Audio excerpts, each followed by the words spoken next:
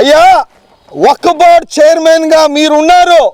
చంద్రబాబు నాయుడు గారు అడ్మినిస్ట్రేషన్ బాగా అని చెప్పుకొని తిరుగుతూ ఉండే మీరు ఒక వక్ఫ్ బోర్డు అవినీతి అగ్రహణం ఎవరు ఇప్పుడు ఉండే CEO, ఇంకోటి ఏంది ఇంటర్ చదువుకున్న CEO. అంటే కొన్ని వేల కోట్లకి వక్ఫ్ బోర్డ్ ఆస్తికి ఇంటర్మీడియట్ చేసిన అతనికి CEOగా పెడతారు. మీరా CEOగా ఒక IAS ఆఫీసర్ పెట్టాల్సింది పోయి ఇంటర్మీడియట్ చదివిన అతనికి CEOగా పెట్టి మీరు ఈ భూమిలో దిగారంటే ఏం చెప్పాలి? అనుమానాలు వస్తున్నాయి. ఒకటి.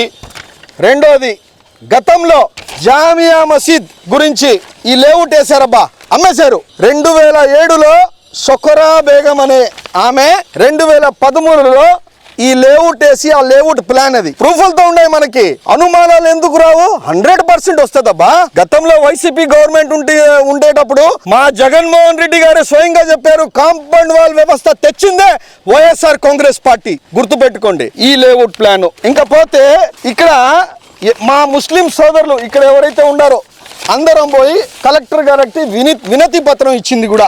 అదే కాకుండా ఇంకా ఒక బోర్డు ఇంకా పేపర్లు ఉన్నాయి, ఇవన్నీ చూపిస్తున్నా, మీ మీడియా వాళ్ళకి కూడా ఇస్తున్నా.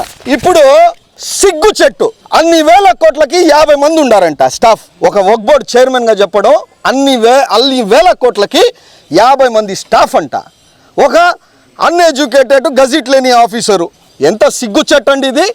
మా కర్మకాలి బాధగా చెప్తున్నాం ఏంటంటే, జామియా మసీద్ ఇప్పుడు ఉంది కదా, అది 1 ఎకరా లోపల ఉంది. ఇప్పుడు ఉండే మసీదు ఖబరస్థాను 350 అంకణాలు ఉన్నాయి. ఇప్పుడు ఉండే మసీదు దాదాపు ఒక 150 అంకణాల నుంచి ఉంటుంది. ఇన్ని వందల కోట్ల జామియా మసీద్ది వక్ఫ్ బోర్డు ఆస్తులు పెట్టుకొని జామియా మసీద్ది పెట్టుకొని మాకు సక్రంగా ఒక ఖబరస్థాన్ లేదు, ఒక పెద్ద మసీదు లేదు, ఒక మంచి పెద్ద మర్కస్ లేదు. ఆర్గనైజేషన్స్ అనేది ఉంటుంది, భారతదేశం మొత్తం ఉంటుంది. నెల్లూరులో ప్రతి ఒక్క ముస్లిం వాడికి అతనికి కూడా ఉంటుంది. ఇక్కడ ఆర్గనైజేషన్స్ ఉంటాయి.